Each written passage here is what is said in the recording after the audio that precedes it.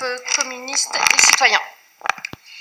Merci Madame la maire. Tout d'abord, je voudrais remercier notre collègue Emmanuel Grégoire et puis les services qui ont fait cet ouvrage qui est remarquable et qui permet de rentrer de manière très pédagogique pour les Parisiens dans cette révision du PLU, dont aujourd'hui nous adopterons une délibération sur les objectifs et les modalités de la concertation.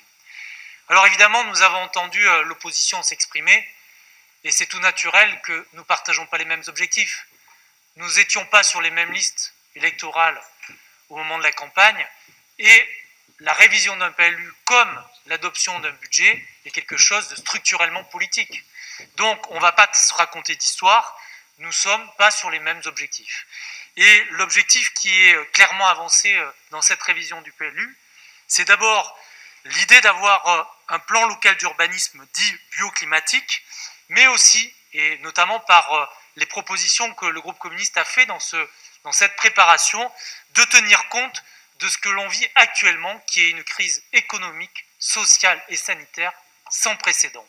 C'est à la fois respecter nos engagements de campagne et tenir compte de la crise que nous vivons, la crise de la Covid, qui est évidemment a augmenté la précarité et qui joue sur, en particulier, ce que certains appellent les premiers de corvée, ce que d'ailleurs Danielle Simonet a très bien dit, elle est partie, mais que je partage. Ce sont toutes ces personnes qui, pendant le premier confinement, ont continué à faire vivre la ville. Ce sont principalement des fonctionnaires, ce sont des éboueurs, ce sont bien sûr les personnels de santé, les personnels de la RATP, et majoritairement, derrière, ce sont des ouvriers.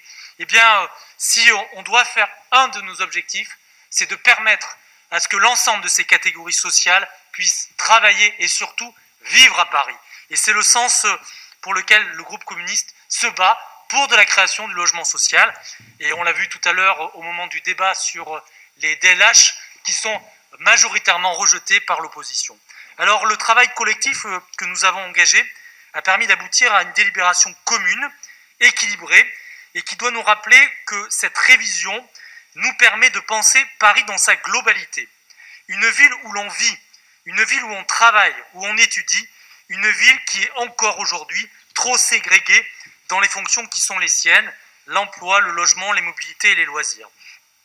Je pense que la volonté de la campagne que nous avons menée avec Paris en commun et Anne Hidalgo, c'est l'émergence d'une ville nouvelle qui prenne plus et mieux en compte les exigences sociales et environnementales qui sont la marque de fabrique de notre majorité.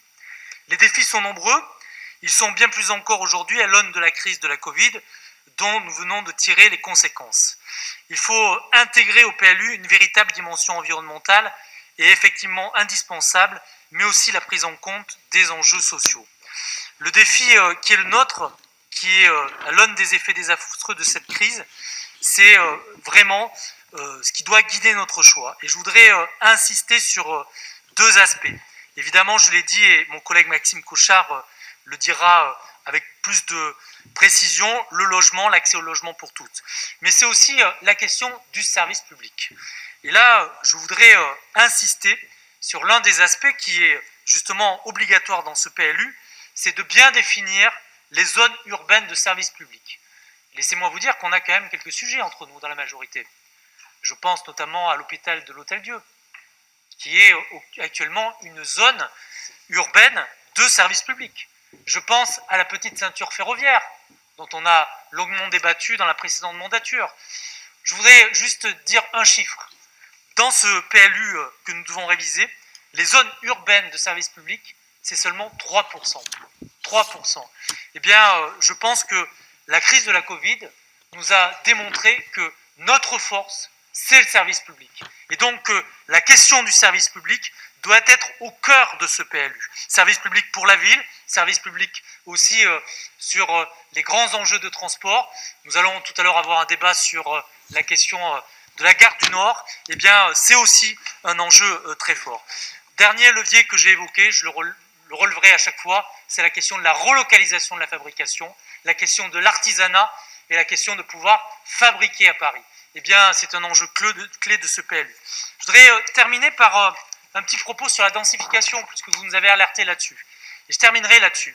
Je vous invite à lire l'entretien de la présidente de l'Ordre régional des architectes d'Île-de-France, Christine Lecomte, dans Les Échos, date du 8 décembre.